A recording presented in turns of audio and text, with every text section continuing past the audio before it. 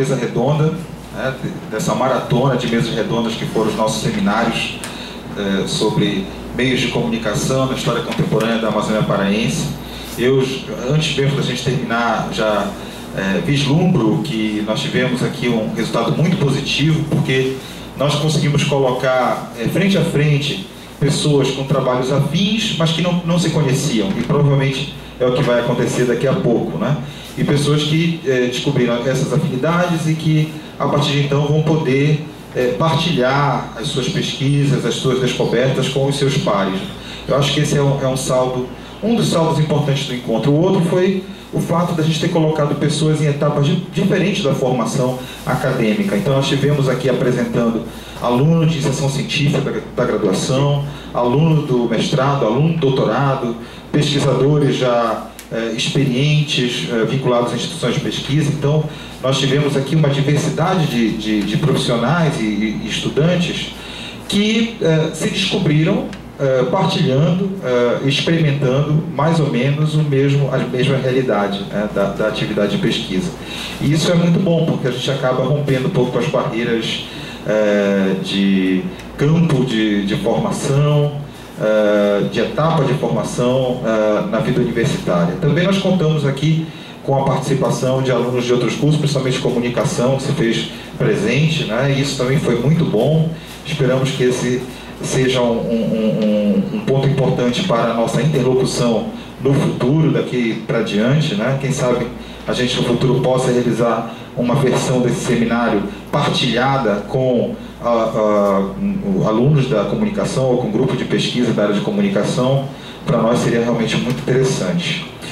Então, nós já falamos aqui de jornais, de rádio, de disco, de registros, de outros tipos de registro fonográfico. Falamos hoje pela manhã de cordel e, finalmente, vamos falar de cinema. Não vamos falar de televisão, porque não localizamos pesquisas acúmulo suficiente para estar presente no nosso seminário aqui, quem sabe para um próximo seminário. Mas já temos, no campo do cinema, algumas produções interessantes que nós vamos conhecer hoje. E eu convido aqui à nossa mesa o professor Dr. Herivaldo Pinho, que é professor da Universidade da Amazônia de Comunicação, né? Do curso de Comunicação. Mais um professor da área de comunicação aqui conosco. Muito bem, muito embora a formação do Herivaldo seja na área de filosofia, sociologia, antropologia, né? Onde você preferir. Ele é o nosso coordenador aqui da mesa, e Herivaldo Pinho tem uma pesquisa bem eclética, né? Mas ao mesmo tempo que mantém um fio condutor que as liga, apesar das diferenças, né? Tem uma dissertação de mestrado premiada pelo Núcleo de Altos Estudos Amazônicos sobre a trilogia amazônica de Paz Loureiro, e uma tese de doutorado que trata estudo da produção, exemplos da produção cinematográfica paraense com a produção literária, discutindo a relação entre antropologia e literatura, né? Convido também a professora Eva Daina para vir aqui à mesa, que é egressa do mestrado mestre em História Social da Amazônia pelo nosso programa de pós-graduação em História Social da Amazônia. A Eva tem uma experiência considerável na área do estudo dos cinemas, da história da frequentação dos cinemas no Pará, no início do século XX. Desde a especialização, a Eva vem conduzindo pesquisa nesta área, falando da sociabilidade dos frequentadores das salas de cinema.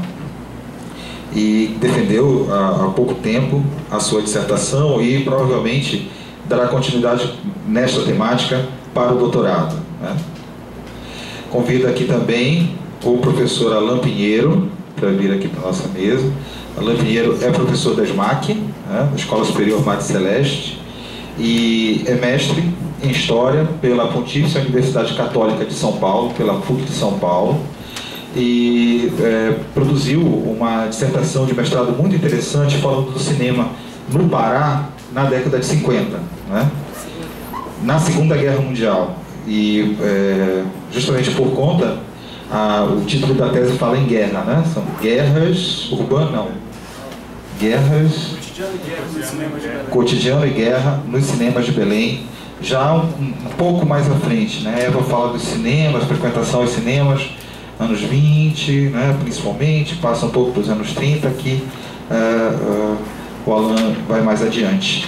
E um convidado de última hora, mas como diz em inglês, né? Last but not least, né? De última hora, mas muito bem-vindo, felizmente, né? Um representante da graduação de História, que já tem uma experiência, pelo que me foi relatado, considerável na sua pesquisa. Eu convido aqui o Rodrigo, esqueci o seu... Rodrigo Silva, para compor a nossa mesa.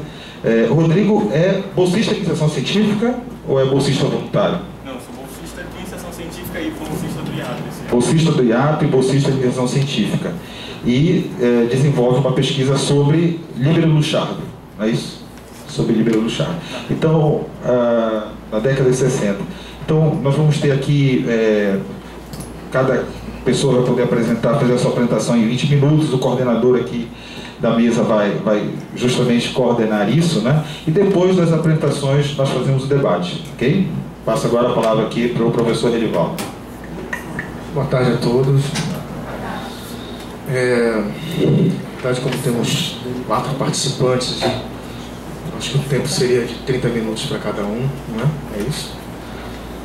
E eu só queria fazer como a guisa de introdução desse tema tão importante.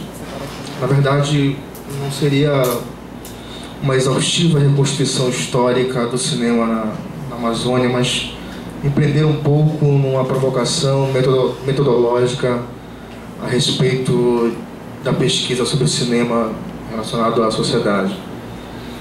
E também não queria aqui falar apenas do meu trabalho, também então no sentido de que eu possa falar algo que possa provocar a quem ouve, a quem se interessa, essa pesquisa tão interessante. Eu não sei, nós vamos ouvir os colegas ainda, mas pelo que eu pude perceber aqui, na verdade, a grande intenção de estudar um meio comunicacional como o cinema é estendê-lo às diversas dimensões da sociedade e compreendê-lo dessa forma. O que vai aqui muito, não vai nenhuma crítica ao meu curso, mas difere um pouco da área da comunicação em alguns aspectos, porque nós costumamos brigar muito com os nossos alunos de comunicação, que eles entendem o fenômeno comunicacional como algo específico, como um processo de produção de mensagens, quase que flutuando no halo, sem sentido e sem conexão com a sociedade. O cinema não foge muito disso. Em determinadas áreas, objetos comunicacionais parecem, então, serem completamente separados do âmbito social. Pelo que percebi aqui da Eva, do Alan e do Rodrigo, não é isso que vai acontecer. E eu espero que não seja isso que aconteça. Porque o que ocorre em muitos aspectos a respeito do cinema e da sociedade na Amazônia é tomar, especialmente no Pará, tomar essa classificação como se fosse possível dividir um século de história em compartimentos estanques que não se relacionam.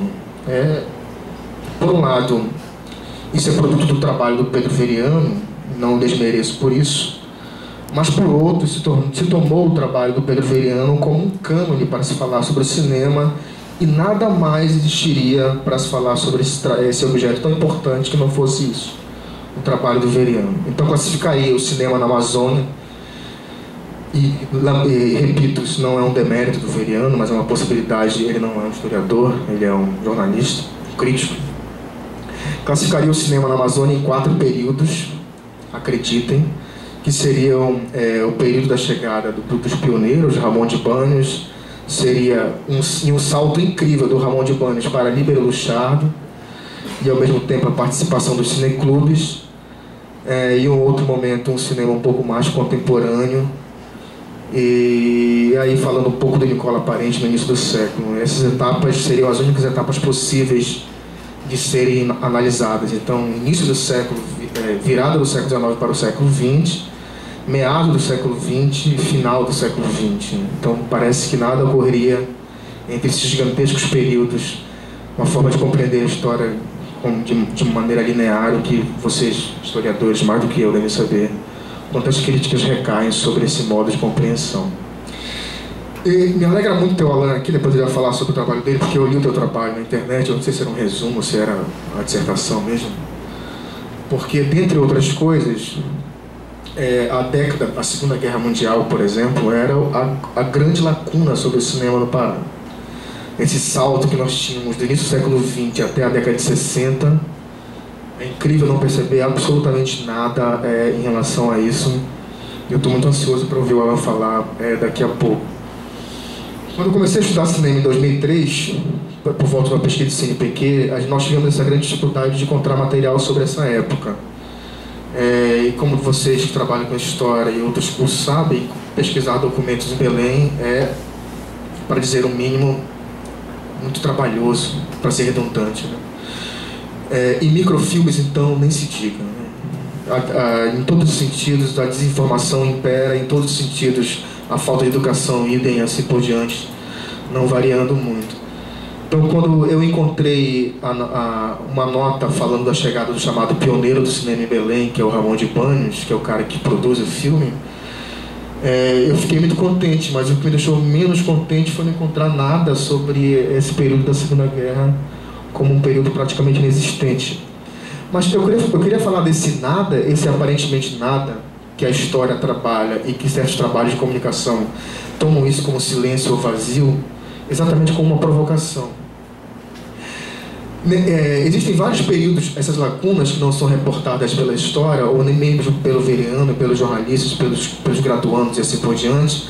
Essas lacunas eu procurei preencher alguns trabalhos realizados com, por exemplo, imagens que divulgam filmes. Essas imagens não são menos importantes nos jornais da época do que, por exemplo, a imagem fílmica em si ou a crítica cinematográfica.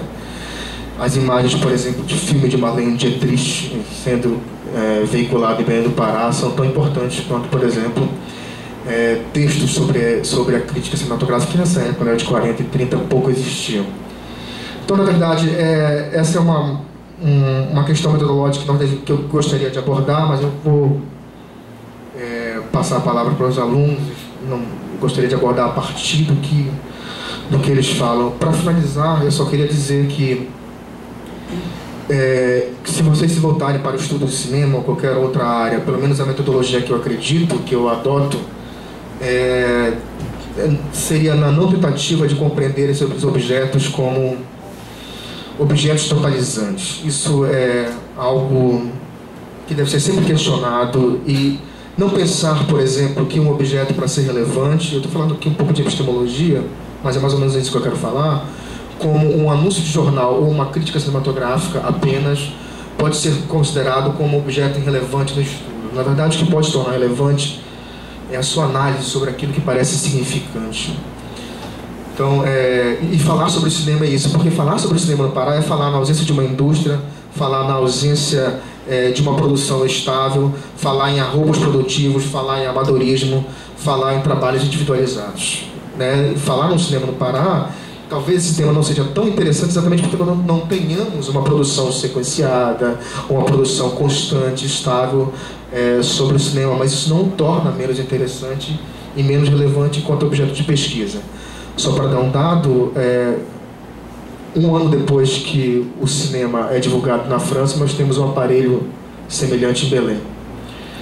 Um ano depois. E no mesmo período que os grandes filmes cinematográficos da década de 50 e 60 eram realizados, pelo menos da escola do neorrealismo 40, 50 e 60 e da novela vague, quase simultaneamente esses filmes chegavam aqui para serem consumidos pelos cineclubes. Isso é um dado fantástico, importantíssimo, que não merece, dentre outros dados, merece crédito.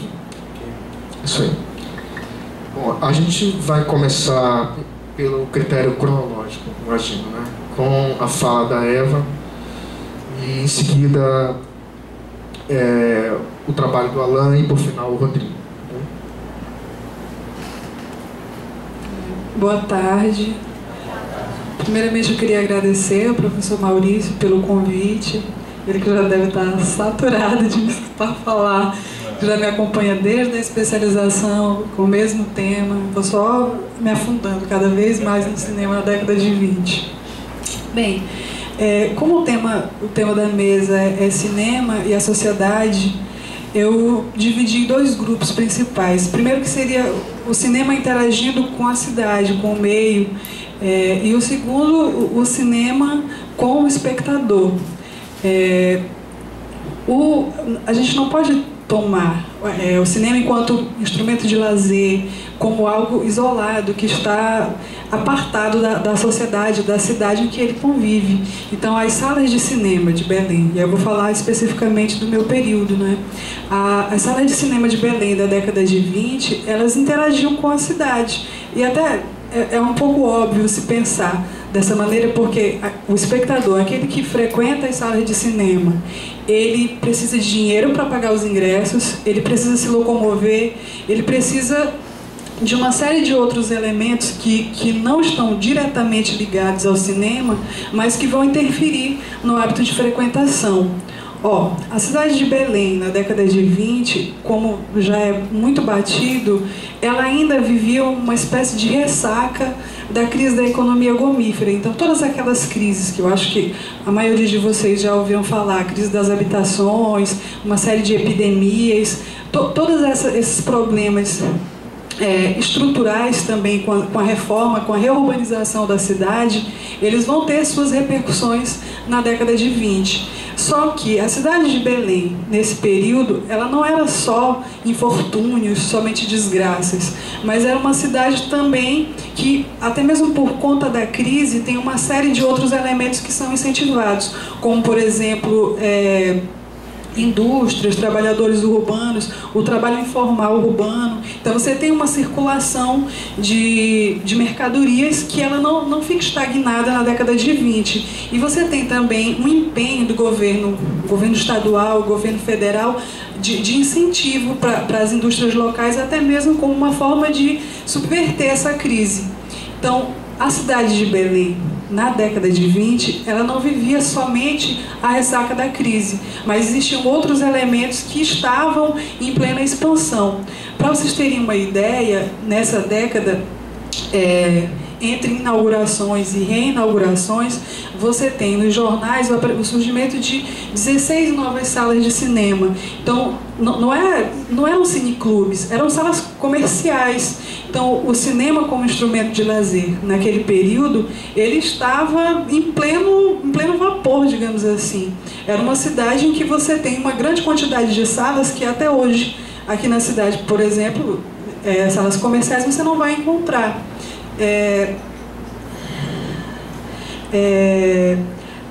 Essas salas de cinema que eu encontrei, eu tenho consciência de que elas representam uma ponta daquelas salas que foram inauguradas nesse período, porque para chegar a esses dados eu tomei principalmente os jornais. E eu tenho consciência de que existiam muitas salas que inauguravam e não necessariamente elas faziam a divulgação da sua inauguração. Então, aquelas 16 salas foram as que eu consegui encontrar e eram aquelas que divulgavam. Agora, imaginem vocês a quantidade de salas de bairro que colocavam a divulgação de sua programação na porta da sala e que os jornais não tomavam conhecimento. Então, o que se pode tomar a partir daí é que havia uma grande quantidade de salas de cinema aqui na década de 20.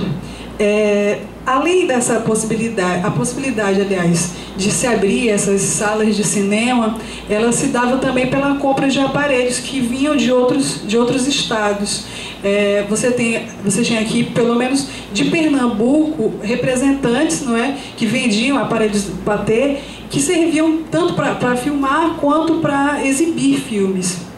Então, havia uma certa facilidade. Você não precisava necessariamente se deslocar daqui da cidade para um outro estado para comprar. Eles forneciam catálogo com preços, entrega a domicílio. Então, havia uma certa facilidade para a compra desses aparelhos. Para quem tivesse recursos disponíveis para isso, não havia nenhum empecilho. Agora, um dado interessante, que é muito característico da cidade de Belém e que se distingue de Rio, São Paulo principalmente, que é a questão espacial dessas salas de cinema. Porque se Rio e São Paulo especificamente, que foi os que eu mais consultei, você tinha uma divisão espacial, geográfica, que era não rígida, mas ela era muito mais acentuada do que aqui. Por exemplo, você tinha no centro da cidade salas de cinema que eram direcionadas para um público elitizado. E nas áreas mais periféricas da cidade, salas de cinema que eram direcionadas para os trabalhadores, para as classes menos abonadas.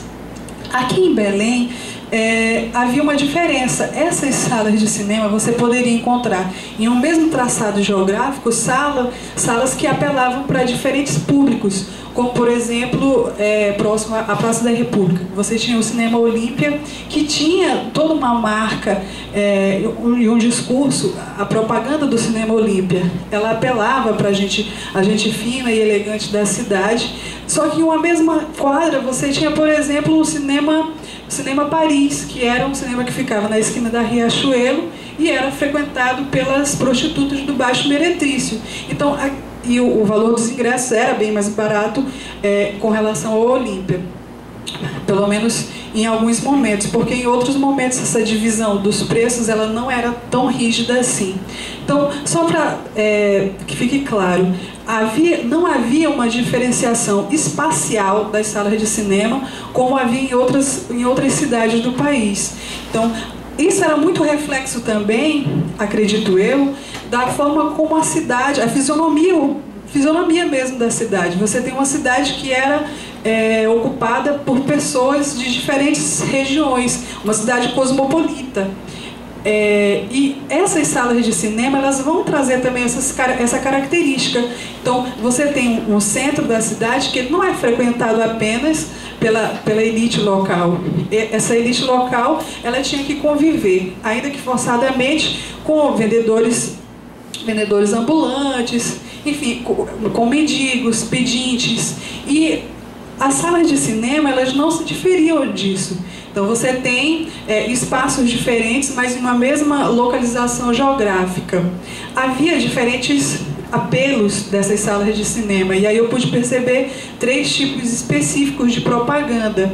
Um era voltado, eram os chamados cinemas de primeira linha, os cinemas lançadores, porque as salas de cinema elas seguiam o modelo de circuito. Então, você tinha a sala de cinema que era lançadora, e depois aquele filme ia rodando para as outras salas. Então, essas salas que eram lançadoras, havia toda uma propaganda que apelava para o público distinto, para a rafiné, para a gente elegante e abonada da cidade. Havia um outro discurso que apelava para a família. Então, frequente as nossas salas, porque essas salas você vai ter o resguardo da sua moral, do seu corpo mesmo, que aí mais na frente eu vou comentar um pouco sobre alguns espectadores. E um outro tipo de propaganda se voltava para gente mais simples. Então, eram cinemas populares que se direcionavam especificamente para esse tipo de público. Era um público que possuía menos recursos. Agora, dizer que havia esses 3 diferentes discursos não quer dizer necessariamente que essas salas elas eram frequentadas somente por esse tipo de pessoa a quem era destinado. Agora, claro, havia uma série de simbolismos que marcavam o hábito de frequentação. Por exemplo, no Cinema Olímpia, que era um cinema que apelava à elite local. Poderia ser frequentado por uma pessoa que não pertencia a essa elite? Claro que poderia, afinal, bastava pagar o ingresso para entrar. Só que havia toda uma série de outros julgamentos ou critérios dentro da sala de exibição que interferiam para que uma pessoa que pertencesse a outros ciclos sociais não frequentasse. Então, você tinha um rigor na roupa, a pessoa que não fosse bem trajada, bem vestida, ela era alvo de julgamentos, ela era alvo de observações.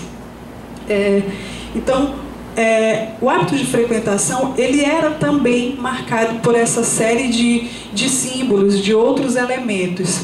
E quando se fala em hábito de frequentação na Belém da década de 20, não estou falando apenas de ir assistir filme, porque o cinema era um espaço de interação social, era um espaço de encontro de pessoas que se identificavam. Então, se escolhia o Olímpia muito mais pelo que ele significava simbolicamente do que por questões estruturais, especificamente. O cinema, ele servia, além de claro, assistir filmes, ele era um espaço, como eu disse, de interação. Então ele servia, era o palco de namoros, que era o famoso flerte, era o momento em que as moças elas tinham uma certa liberdade maior para paquerar, para trocar olhares com seus pretendentes, que era algo que havia um certo controle em locais mais abertos. Alguns aproveitavam do escurinho do cinema também para um toque, para um beijo, coisas que não poderiam ser feitas em locais abertos aos olhos dos familiares.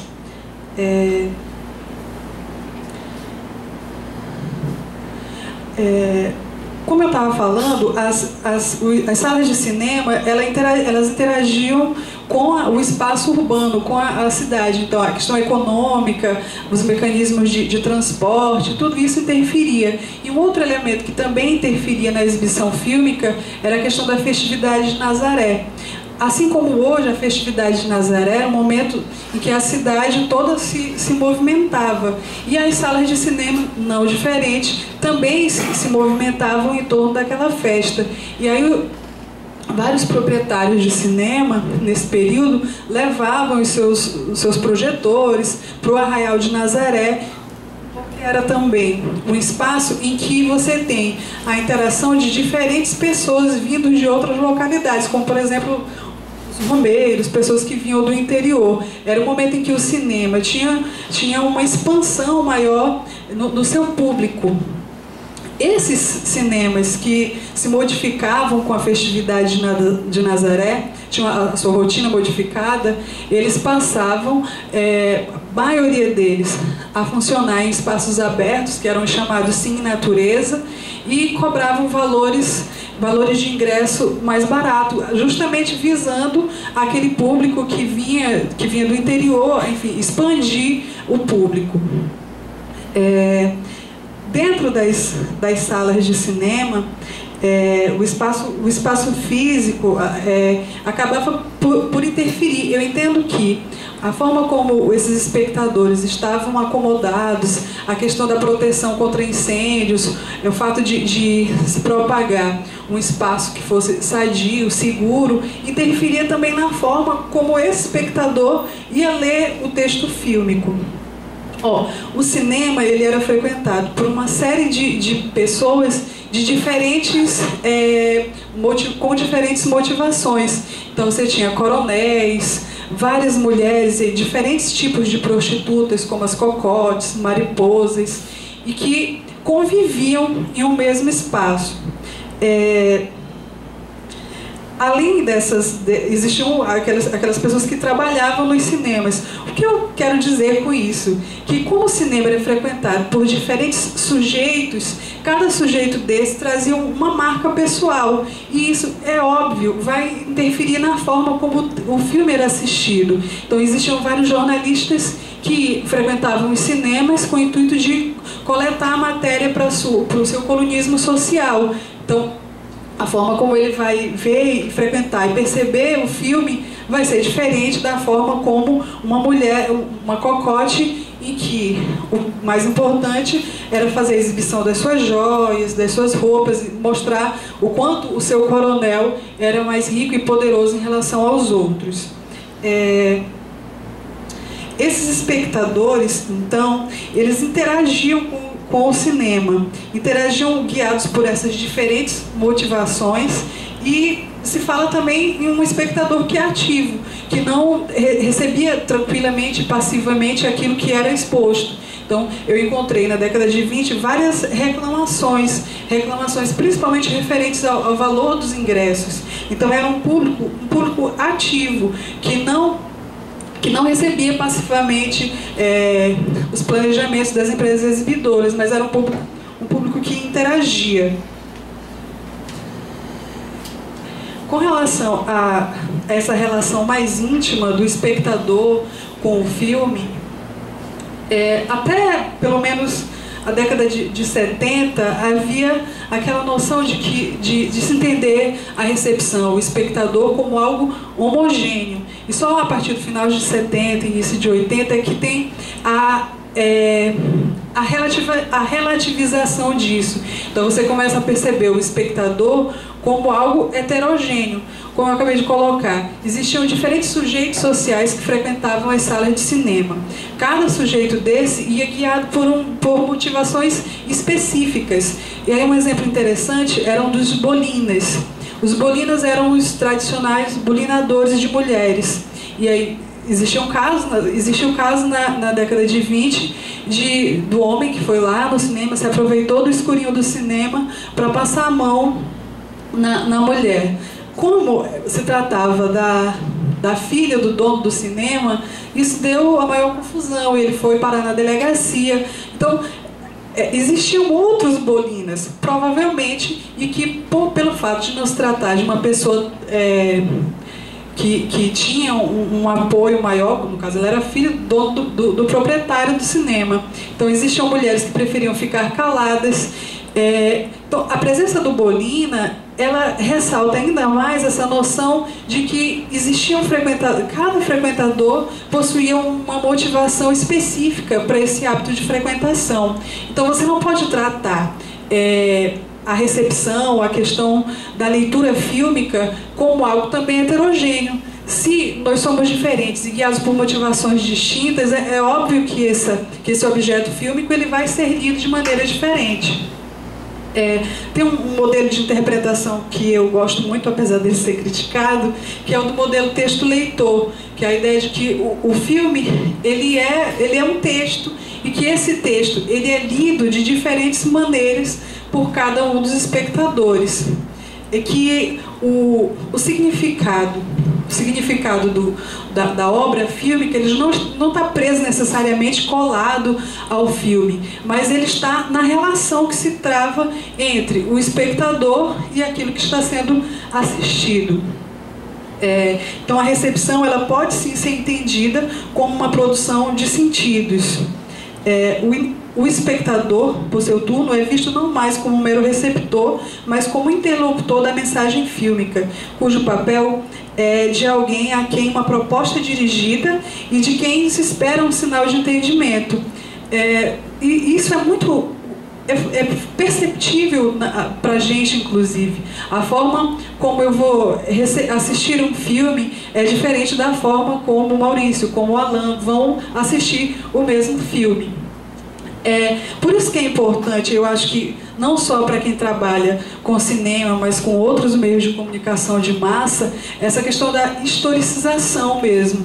Quem é esse espectador? Aonde ele está localizado, tanto temporalmente, quanto geograficamente, culturalmente? Porque todos esses elementos, eles vão interferir. Então, você tem uma série de elementos como história individual, a subjetividade, a memória, que vão interferir na forma como o texto fílmico é compreendido.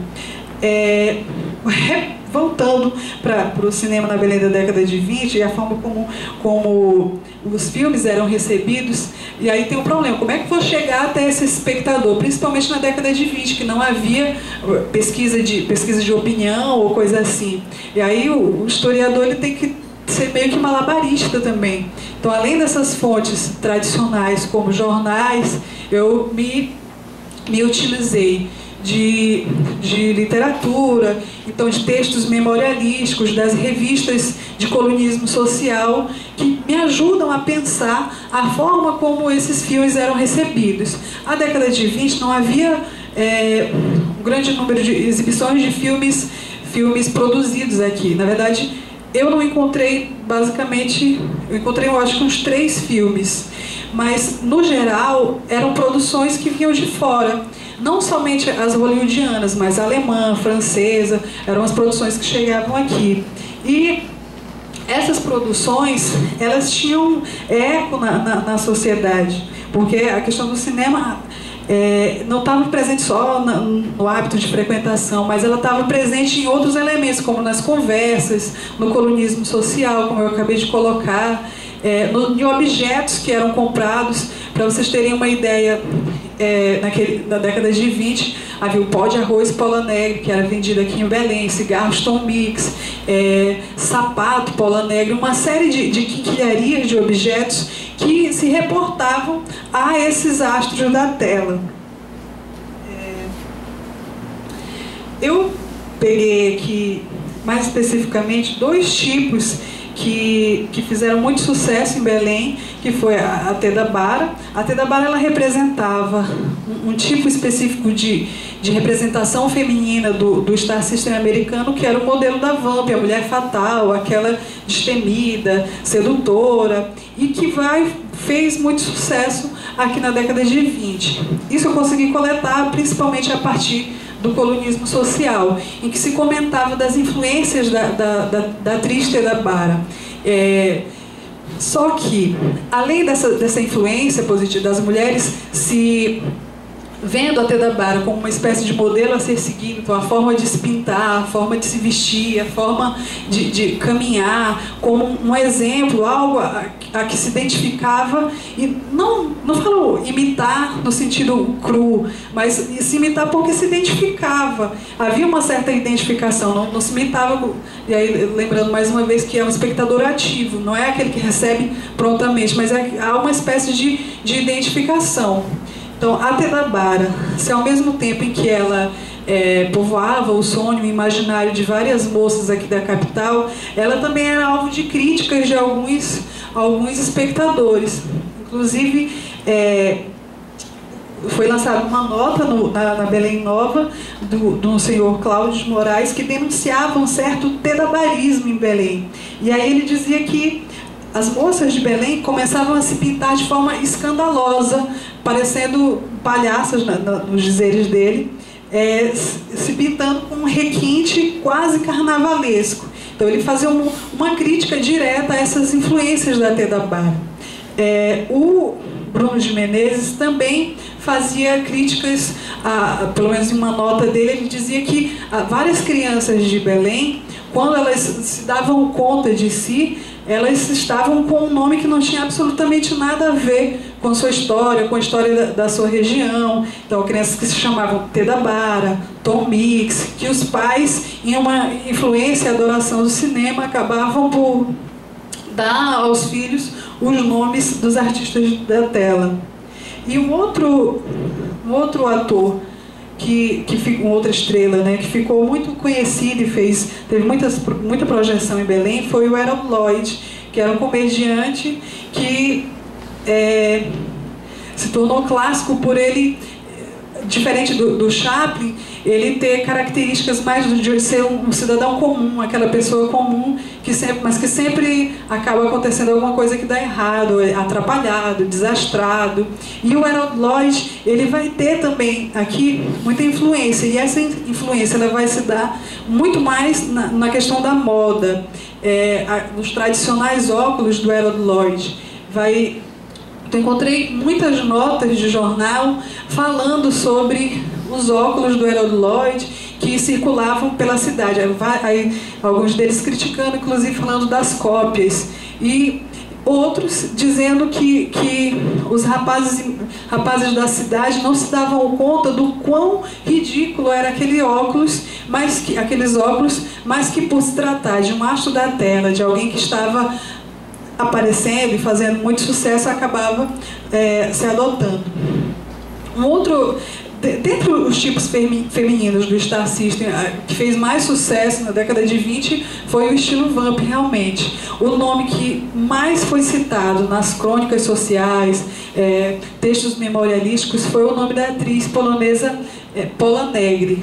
A Paula Negri, ela vai estar presente na sociedade na década de 20 e vai influenciar muito hábitos e costumes. Agora, é importante lembrar que essa influência como eu já comentei, ela não se dá de forma passiva, há uma espécie de identificação. Então, por que justamente o estilo vamp, que é de uma mulher que de certa forma questiona aquele tripé de dona de casa, boa mãe, por que justamente esse modelo feminino foi o que mais fez sucesso? Então, havia uma série de modificações que já estavam se processando na sociedade e que o sucesso da Pola Negri ou da Teda Bara, ele vai ser apenas um reflexo disso. Então, o fato desses tipos femininos fazerem tanto sucesso não surge do nada. Há uma identificação que ela é historicizada, que ela se processa em um tempo histórico. Daí a importância de se entender esse espectador historicamente.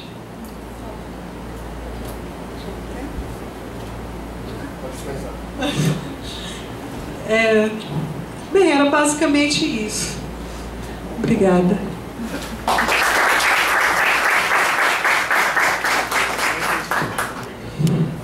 Boa tarde. Obrigado, professor Maurício, pelo convite. Estão escutando? Bom, eu fiquei tentado, tinha programado aqui na minha cabeça como é que seria essa exposição, mas eu vou tirar 5 minutinhos para falar um pouco sobre a trajetória de pesquisa que eu tive, que culminou com a minha dissertação e agora já tentando para o doutorado. Quando eu iniciei a pesquisa sobre cinema, tinha um grande problema. Não tinha pesquisa sobre cinema na área da história. Quem ainda estava iniciando uma pesquisa era Fernando Jardim, que para mim, se eu não me engano, foi a primeira realmente a trabalhar no curso de História com uma monografia sobre cinema. Depois a gente entra nesse debate. E os professores ainda não estavam habituados a trabalhar com esse tema. Então esse era um grande problema, porque nós praticamente não tínhamos orientação, porque os professores estavam voltados para a questão indígena, negra, e, enfim, Belle Époque. Então nós tínhamos um grande problema. Nós tínhamos um grande problema para trabalhar com cinema. Por isso eu estou tentado a fazer esse debate com vocês. E começamos um processo de pesquisa. Mas como pesquisar cinema? Tem produção fílmica na Amazônia? Quais são as orientações para nós chegarmos até eles? E aí fizemos um levantamento bibliográfico, uma busca desses cineastas que vieram para a Amazônia e infelizmente encontramos poucos, o que não dava até então possibilidade de nós problematizarmos a questão do cinema aqui na Amazônia. Mas isso não inviabilizaria um trabalho sobre cinema, pegando não mais o gancho somente da imagem do filme, mas também do espaço cinema e aquilo que ele poderia trazer de modificação na sociedade nesse final do século XIX e início do século XX. Então, a partir daí, nós começamos a tentar entender um pouco da trajetória desse cinema. E vamos lá, qual era a referência bibliográfica que nós tínhamos? Pedro Veriano. Ou seja, aqui na Amazônia era a referência que nós tínhamos, partindo também do conhecimento dos próprios professores, em função da temática, ainda não está inserida no meio acadêmico aqui na Universidade Federal do Pará. E a partir daí nós começamos a pesquisar um pouco mais sobre o Pedro Veriano, e do Pedro Veriano começamos também a querer entender outras referências bibliográficas que pudessem nos dar informação sobre cinema. E chegamos até o Marc Ferrot. Marc Ferrot, que em um livro chamado, que é uma coletânea de textos, né? História e Cinema, que também vai se destacar lá na década de 70, dentro da historiografia francesa, com a produção, a análise da produção cinematográfica, e a partir daí começamos minimamente a ter um entendimento. Então poderíamos, a partir daí, tentar fazer uma análise sobre cinema aqui na Amazônia. A Fernanda, na época, estava trabalhando com a década de 40, posteriormente, a Valéria, que também era uma colega de curso do mesmo ano, começou a trabalhar com a década de 20, acho que é 20 ou 30, não lembro, e eu resolvi trabalhar com guerra. já que eu não quero trabalhar com Belle Époque, já está muito... Então vamos trabalhar com guerra e cinema. E fui para a Primeira Guerra Mundial. E, a partir daí, comecei a construir um referencial teórico para poder debater guerra. Nesse sentido, não com orientação especificamente, por falta mesmo dos professores daqui não debaterem o tema. Então foi, quem é o Marco Ferro cita quem? A partir dessa citação nós vamos buscar quem? Vamos pegar quem? E fomos construindo uma trajetória. Um deles, um dos autores que eu tenho como referência, o Jean-Claude Bernardet, que produziu um livrinho para didático, o que é cinema, e outros posteriores, claro, que eu tive acesso, não seja nessa ordem de produção dele, e começamos, a partir daí, a investigar a relação cinema, inicialmente para mim, na Primeira Guerra Mundial. E me deixou muito tentado, porque eu comecei a perceber como esse cinema aqui, ele vai servir também de propaganda política para os países em guerra. Claro, numa guerra o Brasil tomou um posicionamento na primeira e vai tomar na segunda. Por isso, eu dei esse salto, já partindo para a minha dissertação, análise sobre a Segunda Guerra Mundial. Uma lacuna também, porque nós tínhamos, enquanto construção historiográfica aqui na Amazônia, uma produção muito mais voltada para o século XIX. Século XIX, ou anteriores, poucos eram os trabalhos, ou início do século XX até Belle Époque. Nós tínhamos uma dificuldade muito grande para trabalhar com a década de 30, 40, 50, com referenciais teóricos que nos possibilitasse historicizar, como a Eva estava colocando, esse contexto. Mas foi bem interessante, por isso eu me senti mais à vontade para sair daqui de Belém e tentar em outro lugar fazer a minha dissertação. A partir daí eu comecei a entender um pouco qual era a relação estabelecida entre o cinema e a população aqui de Belém. Não vou explorar muito esse campo, porque eu acho que a Eva já trabalhou bastante nesse sentido, e aí eu me tornaria um pouco repetitivo. Mas vou entrar diretamente no tema, que é guerra, propaganda e cinema aqui em Belém. No caso, a minha dissertação, Cotidiano e Guerra nos Cinemas de Belém, vai trabalhar um pouco nesse sentido, pegando essas informações que eu trabalhei com vocês anteriormente, ou seja, para eu poder construir uma pesquisa, eu tinha que poder identificar qual era o meio que se tinha para pesquisar. E aí, filmes, a gente ainda não tinha acesso, tivemos que ir para os jornais. Pegamos aí Folha do Norte, enfim, o Estado, e aí fomos trabalhando nesse sentido com a organização da pesquisa, para poder minimamente entender como é que seria essa relação entre o cinema e a população aqui de Belém. Eu posso... Quem pode mexer ali no meu... Por favor. A oficina. E aí eu peguei um mapa do Antônio Rocha Penteado. Mas não, é só... Mas... Pro lado. Pro lado. Isso. Anúncio... Não, volta um pouquinho, por favor. Mais um pouquinho.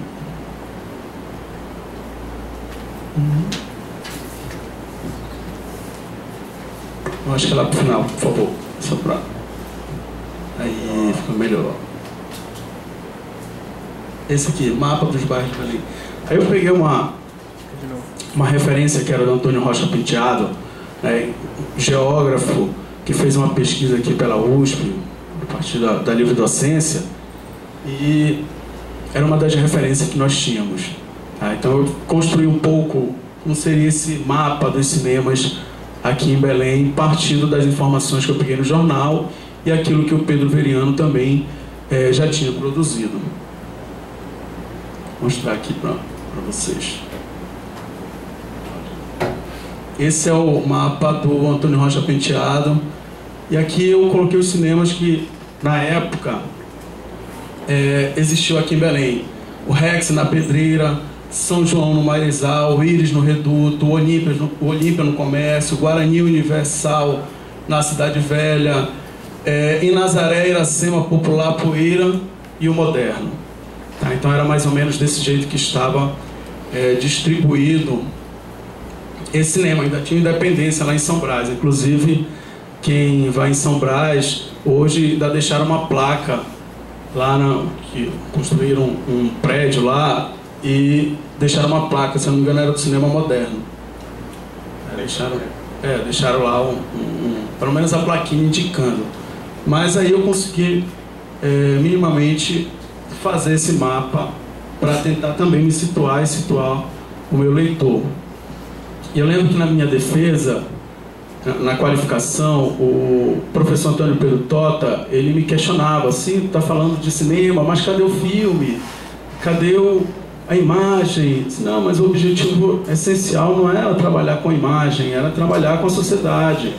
Eu fiquei com medo de entrar no debate sobre cinema e me perder um pouco na área da comunicação, na área do próprio cinema, e esquecer a história. Então meu objetivo era ficar na história, entender esse contexto social, historicizar, como o professor Evaldo ele trabalhou logo no início, né? Tentar entender como é que ele não é uma produção isolada, mas ele está dentro do contexto e ele tem a função de texto diante do receptor, aquele que está olhando o filme, está observando. Então a partir daí eu comecei a pensar um pouco essa sociedade, direcionando para o contexto da Segunda Guerra Mundial. Como a Eva ela trabalhou com essa questão mais social, como é que o cinema ele estabelecia uma relação valor de entrada, como é que esse público é diferenciado, isso também eu vou perceber lá na década de 40, essa diferenciação do preço que vai levar a públicos diferenciados. Não era o debate essencial, que não é o debate que eu vou adentrar, mas sim como é que durante a guerra ele vai servir como propaganda política. E aí, para eu poder entender, eu tive que fazer essa contextualização desse público, desse cinema, pegando o mapa como referência e tentando entender como é que ele conseguia chegar minimamente até as pessoas, tá? A partir dessa distribuição. Claro que outra coisa no percurso da pesquisa me chamou muita atenção, Líbero Luchardo. Eu destaquei um pequeno subtópico da minha dissertação para trabalhar um pouco o Líbero Luchardo. Por quê? Porque o Líbero Luchardo ele veio para cá em 1939, iniciou essa produção cinematográfica, já vinha com certo nome, e na década de 40 ele criou a Amazônia Filmes, como uma produção durante o período da borracha, esse segundo ciclo da borracha, vai ser escalado pelo governo para poder fazer uma produção sobre a borracha. Eu confesso que eu pesquisei na Biblioteca Nacional, na Cinemateca Nacional, eu não consegui encontrar nenhum vídeo que pudesse fazer a referência ao que o jornal estava trabalhando. Infelizmente não conseguia. Só o documento escrito, só o jornal. O outro eu não conseguia. Mas ele criou a Amazônia Filmes, que teve uma vida efêmera. Até, acho que foi um ano e meio, que durou a Amazônia Filmes. A partir daí, contextualizando esse processo diante da guerra. E eu comecei a observar os anúncios que vinham até mais ou menos 1942, quando o Brasil ainda se mantinha neutro.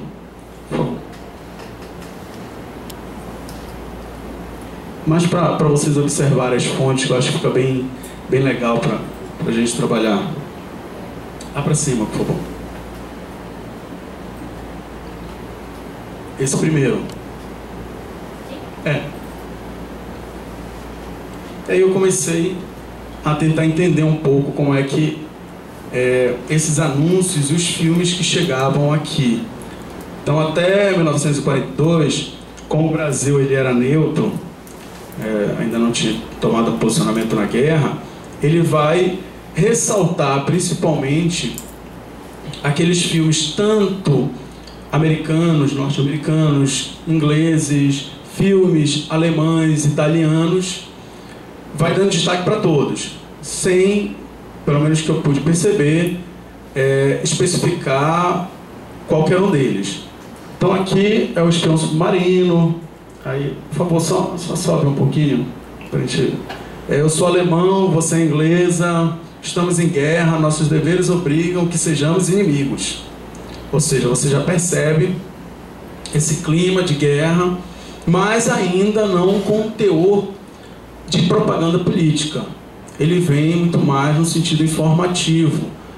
Então, paralelamente aos filmes, você vai ter os cinejornais que vão informar sobre o conteúdo da guerra, vão mostrar, ou seja, imagens sobre a guerra, e a partir daí, até mais ou menos 1942, nós vamos ter um pouco esse contexto, inclusive com produções alemãs. Seguinte lá. Aí, outro... Pode descer para eu...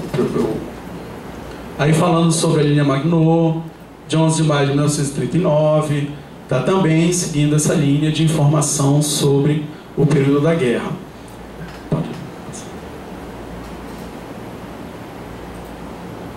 Esse, o próximo. Não, pode minimizar esse daí.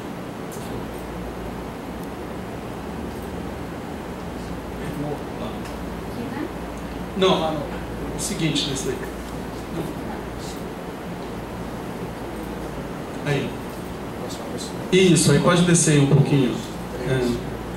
Olha só, aí mais um filme, A Patrulha da Morte, mas o que me chamou a atenção quando eu peguei esse anúncio, que eu deixei passar inicialmente, depois eu fui retomar, foi o chamado lá embaixo. Não sei se vocês estão vendo, o Exército Alemão. Pode colocar o cursor bem aqui, não?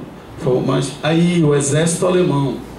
As poderosas forças do Reich em formação e em movimento. Ocupações curiosas. Educativo. Tá? E aí, claro, diante da neutralidade, aquilo que nós já discutimos em âmbito de nacionalidade, em função da postura do governo Vargas, de manter laços com a Alemanha nazista, a Itália fascista, e claro, o papel do DIP e aqui do DIP, você vai ter uma veiculação de filmes nazistas em uma quantidade que para mim era considerável, em função da pressão dos Estados Unidos. Então você ainda tem aí a publicação de alguns, a exibição de alguns filmes e principalmente voltados para a questão da ocupação. Como o exército nazista estava em expansão até mais ou menos 42, essas ocupações elas eram filmadas pela UFA, né, que era uma empresa inicialmente particular e depois se tornou pública quando o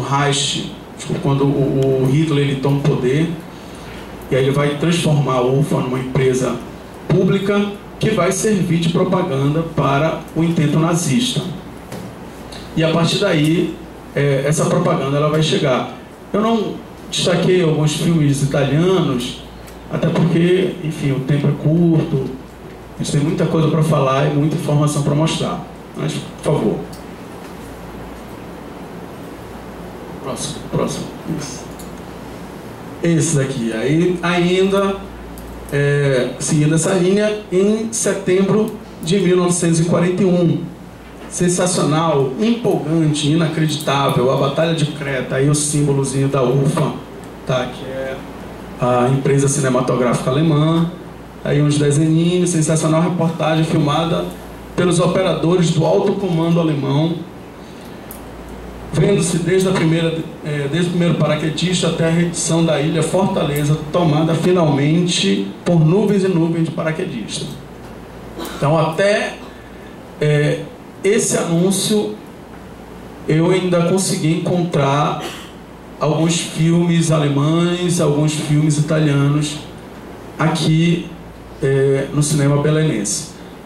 Mas, como em 1941 nós vamos ter um fato extremamente importante para a guerra, né, controverso, mas importante, que é o ataque a Pearl Harbor, 7 de dezembro de 1941. Isso vai mudar o contexto, porque a exibição desses filmes ele já vai começar a sofrer algumas restrições. E aí nós temos ideia mais ou menos em função da pressão norte-americana, toda essa contextualização histórica que nós já minimamente conhecemos. Os Estados Unidos vai entrar na guerra e vai pressionar o Brasil para também entrar na guerra. E isso vai ocorrer em 1942, a partir de agosto de 1942 é que ele vai tomar essa postura, de julho para agosto.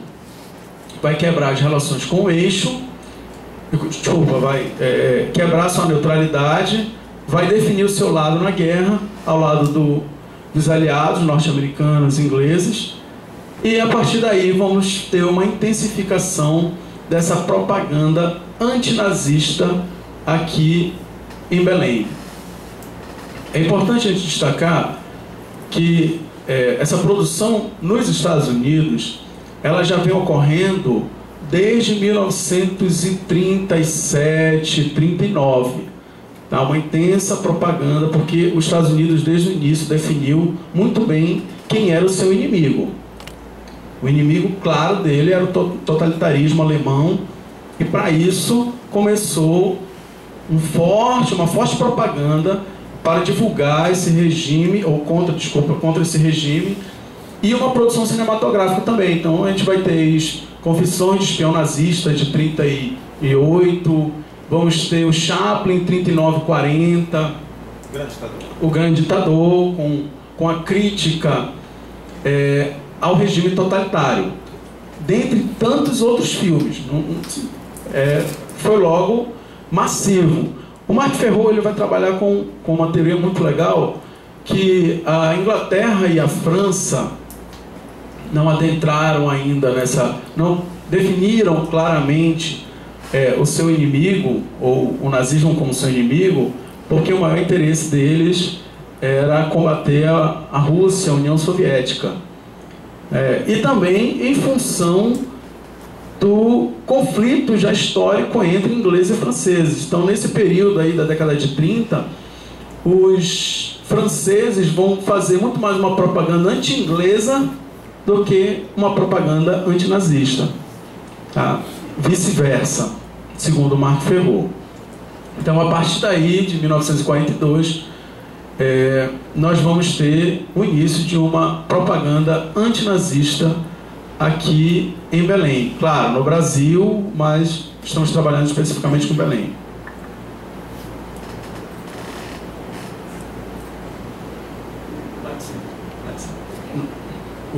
O último, isso, agora. Esse aí. Bom, vem o primeiro filme, isso a partir do levantamento que eu fiz, e também a propaganda que diz: o primeiro filme antinazista, Tempestade d'Alma. Cheio de informações, um empolgante romance de amor nas sombras do regime do Terceiro Reich. Primeira película antinazista liberada pela censura. E aí intensifica-se e depois intensifica-se o processo de propaganda antinazista com o filme Tempestade d'Alma. E é bem interessante ali, né, o tiro na suástica e como é que essa propaganda ela vai se dar. A partir daí, eu poderia mostrar para vocês muitos e muitos filmes que chegaram aqui com esse conteúdo, tá, de propaganda antinazista. Aí vocês poderiam perguntar, mas sim, tá, a gente está trabalhando com a propaganda. E como é que ficou a população diante disso daí? A partir dessa intensificação, dessa quebra da neutralidade, intensificação da propaganda da propaganda antinazista aqui, promovida principalmente pelos Estados Unidos, nós vamos ter uma atuação dos diversos grupos sociais aqui em Belém. Tá? Os estudantes universitários paraenses vão começar a promover sessões cinematográficas com exibições de filmes antinazistas. A Cruz Vermelha vai começar também a exibir filmes antinazistas. E quem é que vai estar por trás? O Comitê de Relações Interamericanas que tinha à frente Nelson Rockefeller. Foi criado, o Antônio Pedro Tota, ele trabalha bem essa discussão. Ele foi criado durante o período da Segunda Guerra Mundial para fazer e impor de uma certa forma a guerra para os países da América. E ele teve uma participação muito grande aqui em Belém, tá? Esse comitê, porque ele foi a ponte de ligação entre os filmes antinazistas, essa produção norte-americana e essa perspectiva de propaganda mesmo contra o Terceiro Reich, tá? Contra o regime nazista. E a partir daí a gente vai começar a entender um pouco como é que vai se estabelecer essa relação.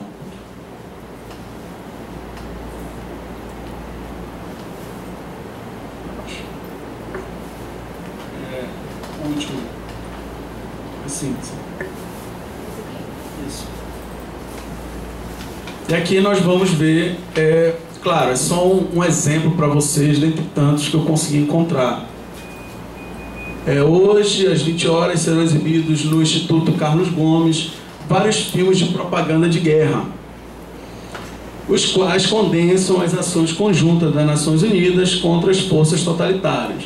As referidas cintas foram gentilmente cedidas pelo coordenador de assuntos interamericanos. Então, a gente vai ter uma atuação desse coordenador, claro, o DIP também participando, e posteriormente uma relação estabelecida entre coordenação, governo do Estado, para a exibição desses filmes. Então, só para finalizar, eu vou mostrar mais um para vocês, que aí para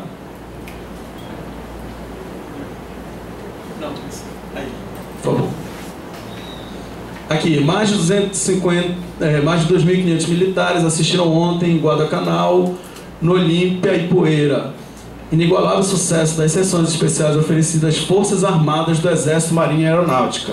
E aí, antes da guerra, antes do Brasil realmente mandar o seu efetivo com a FEB, aqui em Belém foram exibidos diversos filmes sobre o conflito, para empolgar os soldados, né, promovido em conjunto entre o Comitê Interamericano de Relações, no caso o Magalhães Barata, né, que vai estar também por trás em muitos momentos dessas exibições que ocorriam em espaços fechados, mas que durante 1943 e 44 elas vão ocorrer em locais abertos, como na Praça da República, em algumas ruas próximas aos cinemas. Nós vamos ter a exibição desses filmes de propaganda antinazista. Bom, a partir daí, até mais ou menos meados de 45, a gente ainda vai ter, para falar a verdade, final de 44 até um pouquinho, até início de janeiro, nós ainda vamos ter essa propaganda. Como a guerra ela vai modificando, né, nós já temos um recuo do nazismo, nós vamos ter um avanço dos aliados. A partir daí, essa propaganda ela vai começando a diminuir, não deixa de existir até o final da guerra, mas ela já vai diminuindo, não com esse teor como nós vimos aqui. Bom, obrigado, esperamos as questões depois.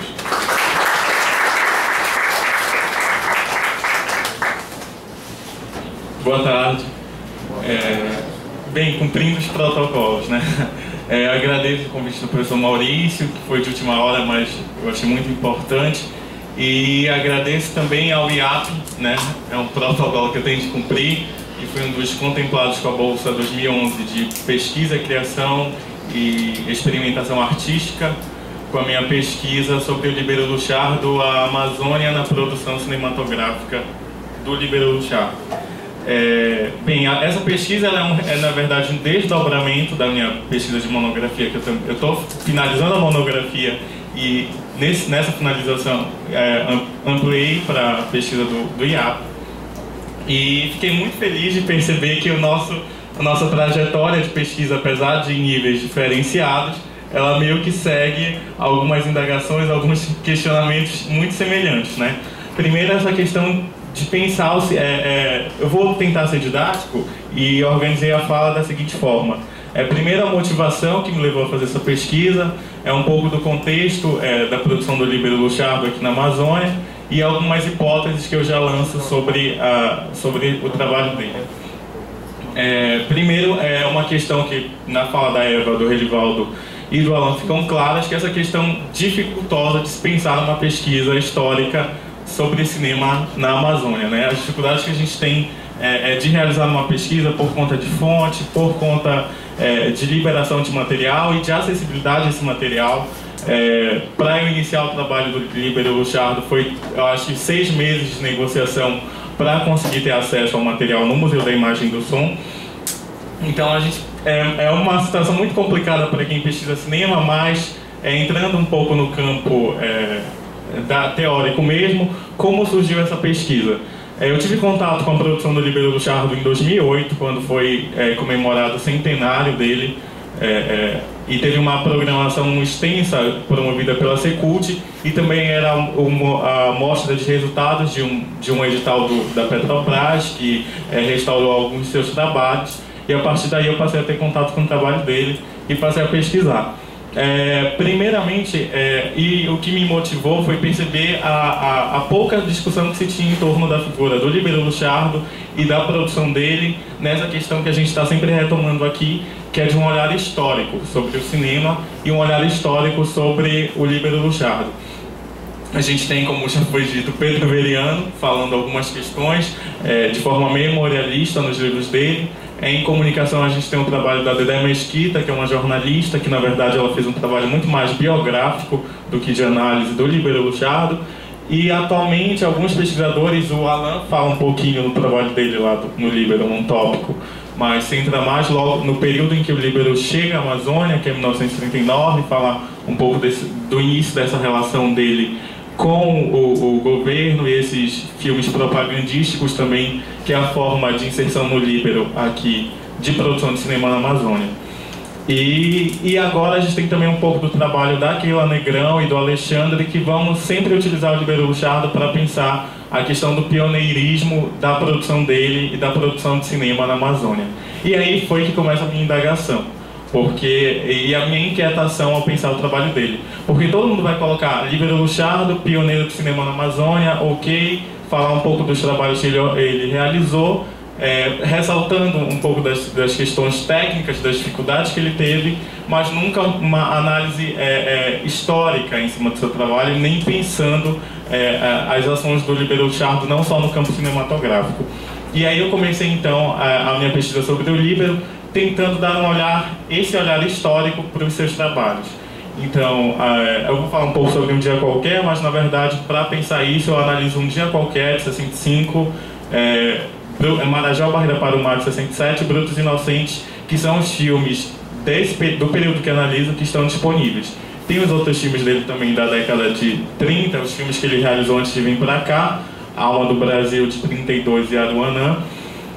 E alguns cinejornais que ele produziu também, que já foram restaurados e a gente pode ter acesso, mas que não entram no período que eu pretendo analisar. Então a questão se inicia justamente dessa inquietação, de como pensar historicamente o trabalho do Líbero Luchardo, para além do seu pioneirismo, e de discussão de um precursor de cinema urbano na Amazônia, mas sim tentar perceber qual o período que ele produz filme na Amazônia, quais são as questões que ele representa nos seus filmes e que precisam desse olhar histórico. O filme, ele não habita um plano superior e a gente não pode se limitar a perceber o filme pelo filme. E nesse sentido eu começo analisando Um Dia Qualquer. Iniciando o trabalho sobre o Líbero Luchardo, eu tentei perceber as ações dele em todos os campos que ele, de certa forma, teve uma importância aqui no contexto amazônico. Primeiro, ele tem uma importância muito grande e ele tem uma atuação em Belém também muito vasta. Ele chega aqui em 39, desenvolve a Amazônia, começa na Amazônia Filmes tentando produzir cinema na Amazônia, onde na década de 40 ele tenta produzir o primeiro filme de ficção aqui, que é o Amanhã Nos Encontraremos, que não acontece, ele inicia as gravações, mas ele tem dificuldade de material também por conta da guerra, de compra de rolos de filme, tem a dificuldade com os atores. Ele começou trabalhando aqui muito com atores amadores, e então esse filme ele não consegue desenvolver, e aí ele começa a estabelecer uma relação com o Magalhães Barata, produzindo esses cinejornais, ressaltando a atuação política do Magalhães Barata aqui. Se elege deputado estadual em 47, 50, em 61 ele se torna membro da Academia Paraense de Letras, com um romance que ele publica em 1959, que é o Marabá. Depois ele escreve outros livros de cunho também meio de pesquisa e memorialística sobre essa incursão que ele vai ter junto ao Barata pelos interiores, pelo Marajó. O segundo livro dele, que é Rio Puro, Histórias de Ontem e de Hoje, é um livro encomendado. Então, para pensar a produção do Libero Luchardo, eu tentei perceber aquela questão básica para nós historiadores: o Libero Luchardo enquanto um homem do seu tempo. Então, realizei todo um levantamento da produção dele literária, dos filmes. Fui atrás de ter acesso aos documentos que ele produz logo em 40, quando ele se torna colaborador da revista Novidade, que era uma revista que circulou aqui nessa década. Depois, revista Espaço, da década de 70, onde ele vai ser editor-chefe, que circularam 6 números. Um levantamento de jornal, percebendo tanto as atuações dele política como chefe de gabinete, mas também principalmente centrando na questão do cinema, das críticas e dos comentários que foram feitos em cima do trabalho dele. E aí é que começa. Por que então perceber o trabalho dele dessa forma histórica? Primeiro, que a gente precisa pensar tanto num contexto não só nacional, mas também internacional, e por conta desse contexto internacional influenciar marcadamente o nosso cinema nacional, num pré-cinema novo, num pré-cinema neorrealista que a gente vai ter aqui no Brasil. Então, quando ele começa a produzir na década de 70, já esses filmes de ficção, com um dia qualquer, a gente tem que pensar que o Brasil estava vivendo, não só o Brasil, mas a América Latina, a influência desses movimentos que estavam surgindo na Europa pós-guerra. O neorrealismo, com a questão de apresentar os problemas sociais enfrentados, no caso principalmente pela Itália, após esse período de desestruturação total, tanto pela Guerra Civil lá quanto pela Grande Guerra. Então, de mostrar os problemas que a sociedade italiana passou a enfrentar, e refletir em cima daquela realidade, tentando levar uma identificação do povo e utilizando o cinema como uma forma de transformação social.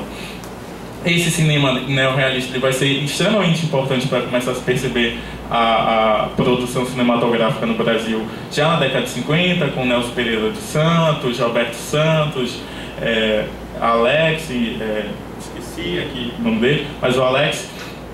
E esse vai ser extremamente importante por conta de que na América Latina, essa influência desse cinema neorrealista ele vai passar a ensejar o debate de produção de um cinema identitário, né?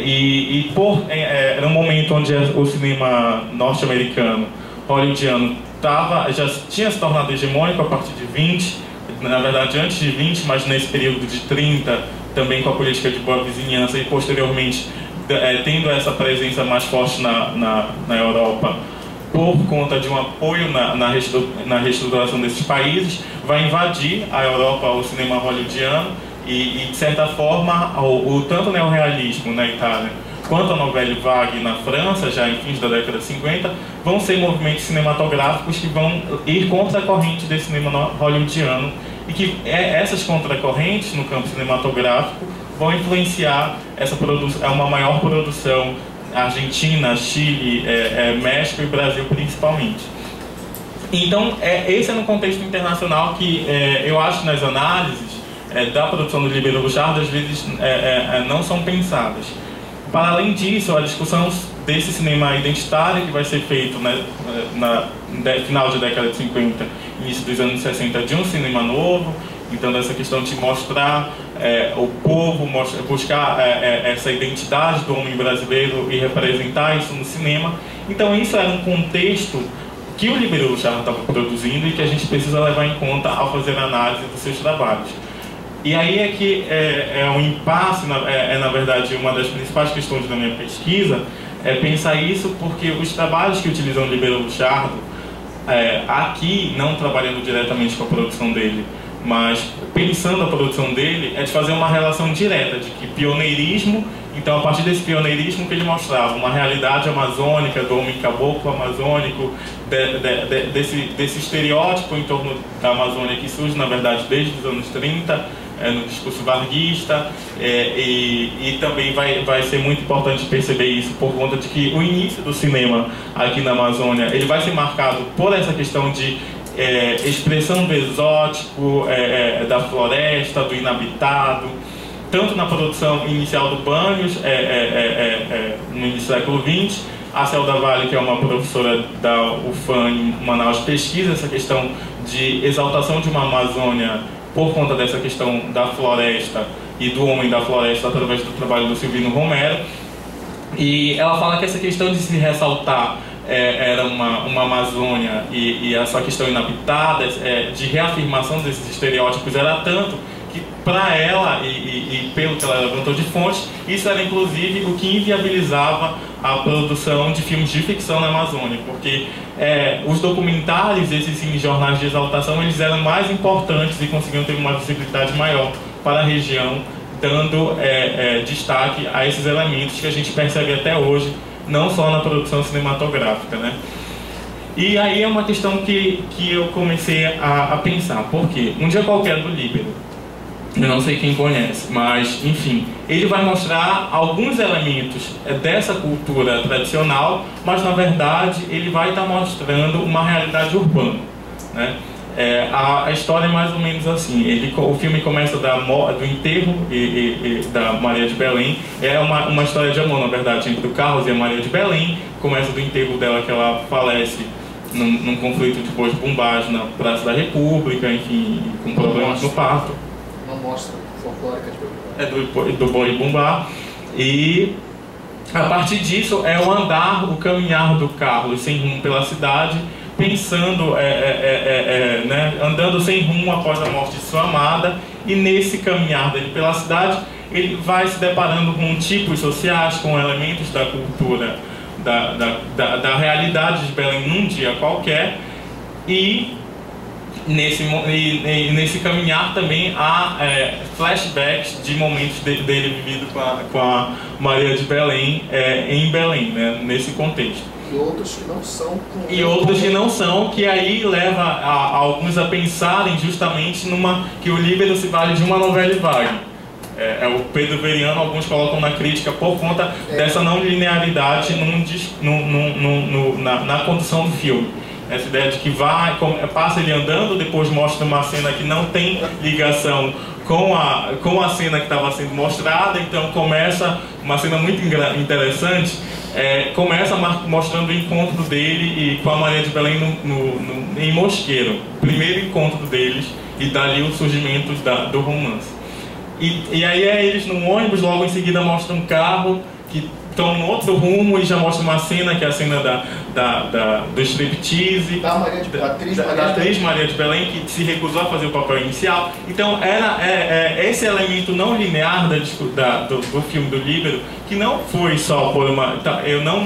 Eu levanto essa hipótese de que não é por conta tanto de uma influência da novela vague, mas muito mais por conta das dificuldades de produção do Líbero, de produzir filme na Amazônia, do processo que ele teve de dificuldade com a mixagem do filme, com algumas cenas tiveram que ser cortadas por isso, ele teve que usar a dublagem de atores cariocas quando ele foi para o Rio finalizar a gravação. Enfim, mas o importante de se falar desse filme é que ele não mostra esses elementos dessa forma assim autóctone e totalmente preservada de uma cultura ribeirinha, de homem ribeirinho, mas sim está mostrando uma realidade urbana de Belém. E o porquê é interessante de pensar isso? Porque ele vai ser um momento de transformação, tanto nesse campo, como eu já falei, de mudança de paradigmas ao pensar o cinema, tanto nacionalmente e internacionalmente. É um momento de transformação sociopolítico e econômico no Brasil também. É uma mudança de paradigmas femininos, ao pensar a questão do feminino, da representação da mulher na sociedade e do seu papel na sociedade, principalmente.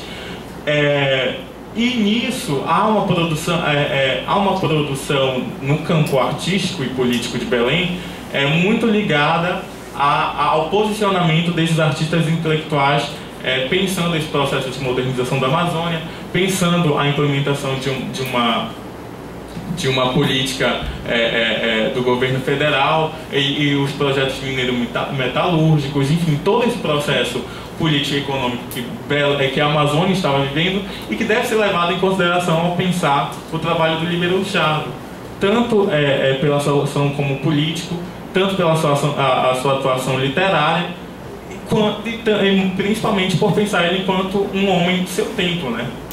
É necessário pensar o trabalho dele dentro desse contexto para pensar não o seu posicionamento, porque de acordo com as fontes que eu estou levantando, não dá para a gente ter uma ideia de que é algo que eu vejo falho nos trabalhos que analisam a obra do Líbero, de pensar que ele não era defensor de uma cultura amazônica a partir do momento que ele fala de uma realidade urbana, ou de fazer essa relação direta do trabalho dele pioneiro e de preservação de uma cultura amazônica. Eu acho que a gente tem que pensar para além disso. Pensar o filme dentro desse contexto de transformação, dentro dessas mudanças socioculturais, pensando a forma de representação da mulher e a forma de compreensão da mulher nesse contexto. Então, pensando não o filme pelo filme, mas pensando o filme dentro desse contexto, pensando as suas obras e tentando perceber uma coerência ou não na sua forma de pensar a Amazônia.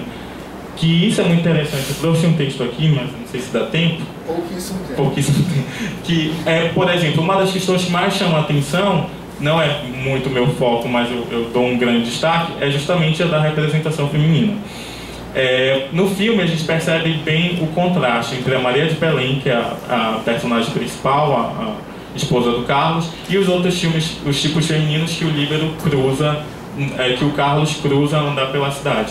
Enfim, a Maria de Belém é aquela moça de sociedade, de família, feita para casar, e aqui eu não estou utilizando palavras minhas, na verdade é de acordo com o roteiro e a forma como o Líbero define as características da Maria de Belém, como uma moça feita para casar, onde o sentido da sua vida tinha sido definido a partir do amor dela com Carlos, e dos outros tipos femininos, que é a doidivana, são as modernas, que é justamente a mulher que faz um striptease em Mosqueiro, é a mulher que está no bar maloca e dançando e gazetando aula, são as prostitutas. Então, pensar nesses tipos femininos, se nós fôssemos nos reduzir a pensar isso dentro do filme e não pensando nesse contexto, a gente não ia se deparar com essa discussão, que ela era extremamente importante no período, que a Eva fala na década de 20, mas essa discussão da boa moça e da vamp, ou então da mulher feita para casar, e da doidivana e da moderna, é algo extremamente importante na década de 60, por conta do fortalecimento do movimento feminista, e não pensar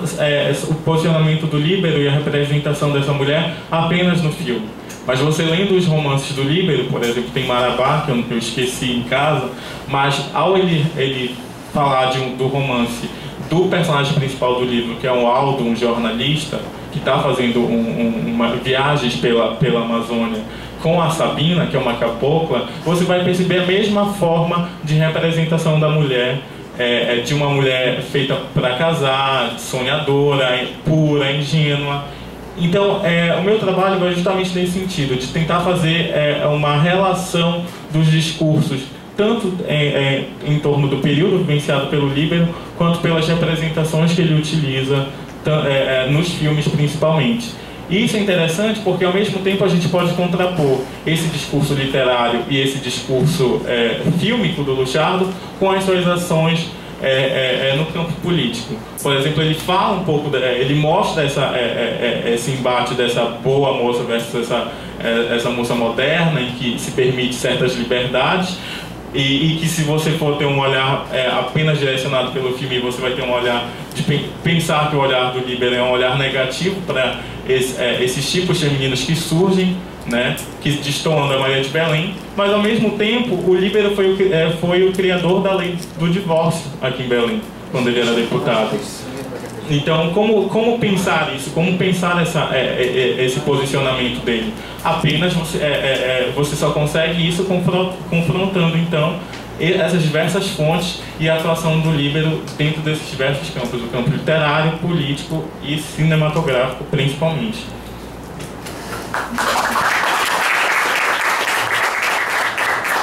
Obrigado a todos. Olha, nós apontamos grandes textos, né? O meu dá 10 páginas, mas vai ficar para publicação. Eu só queria falar para Eva, para nós mantermos um intercâmbio sobre essas informações, porque eu pesquiso no livro que eu organizei pelo CNPq sobre cinema na Amazônia, tem muitas informações e dados sobre isso, em relação a essa década, a esse cinema, etc. E queria falar para o Alan que esses cinemas que você mostrou aí, pelo menos o São João, o Guarani, mais 2, tem no livro que eu organizei com imagens deles, do cinema como eram naquela época. Eu acho que isso poderia até ser interessante para você dar uma olhada na vida depois. E para o Rodrigo, eu queria tentar amainar as suas angústias tão grandes em relação a Líbero Luchard, porque eu hoje estou com laivos de alegria, porque, dentre outras coisas, eu fui acordado pelo diretor do IAP, me parabenizando pelo prêmio Ensaio de IAP desse ano. Então é com muita felicidade que eu estou aqui. E o trabalho que ganha o prêmio IAP, que vai ser anunciado na segunda-feira, é sobre Um Dia Qualquer. E enfocando exatamente um dos enfoques principais sobre a presença do neorrealismo no filme. Então esse eu acho um campo bem interessante de falar. Agora, eu não vou me estender até para passar para as perguntas. Se tem uma coisa que a gente não pode pensar no Líbero é essa coerência e essa possibilidade de entender o Líbero como se fosse algo plenamente compreensível. Eu aprendi pesquisando sobre ele. Um Dia Qualquer é o grande exemplo disso. É um filme que erradamente chamado pelo Veriano de uma novela vaga, erradamente chamado por todos, aliás, como uma pretensão artística. Na verdade, a pretensão artística do Líbero, ela não se realiza esteticamente em nenhum momento, e as deficiências técnicas do filme não apenas contaminam o filme como tudo, mas ele carece de uma coisa fundamental para a estética chamada verossimilhança. Esse é o grande problema. E outra coisa que eu queria te perguntar essa tua leitura do gênero feminino é da Luzia Miranda, do livro Trabalho dela? Você conhece o trabalho dela? Conheço. Então, mas, na verdade, essa leitura é feita a partir das fontes que eu levantei. Até porque a Luzia também reduz a forma de compreensão da mulher no trabalho do líder. Então eu faço um levantamento a partir tanto da análise dos romances, mas principalmente da forma que ele define as personagens no roteiro. Eu conheço o trabalho da Selva Vale Costa, eu acho um trabalho muito interessante sobre a Amazônia, mas eu não sei se é um erro dela ou se é uma falta de compreensão minha, mas o trabalho do Bandes não se restringe aos arquétipos amazônicos. Pelos depoimentos que nós temos, pela pesquisa historiográfica, ele tem momentos históricos importantíssimos que acontecem naquele período, entre Lemos, etc., que todos nós conhecemos, né, de forma infatigável.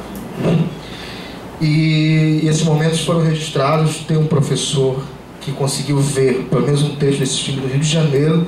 Eu não sei se se tornou um mito ou até uma basófia da parte dele, mas ele me disse, mas eu não consegui ver. Então, além de ele filmar a borracha e tudo mais, ele filmou a Belém contemporânea, que era muito, mas muito distante de um arquétipo de uma Belém selvagem, nesse período, pelo menos nesse momento histórico político.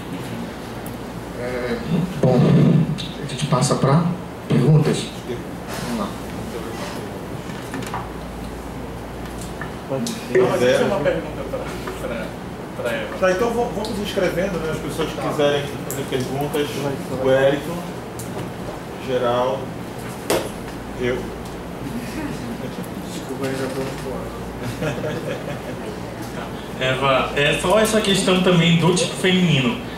Tu falas dessa diferenciação, né, dessa boa amor, quando tu citas as atrizes que tiveram uma certa identificação com as moças da cidade, as moças da cidade tiveram essa identificação com essas atrizes, tu faz essa diferenciação entre a boa moça e essa vamp. Na verdade, eu não sei se eu queria saber se essa discussão tu trouxeste do campo teórico ou ela existe dentro das fontes que tu levantaste nos jornais. porque é uma discussão que vai ser retomada na década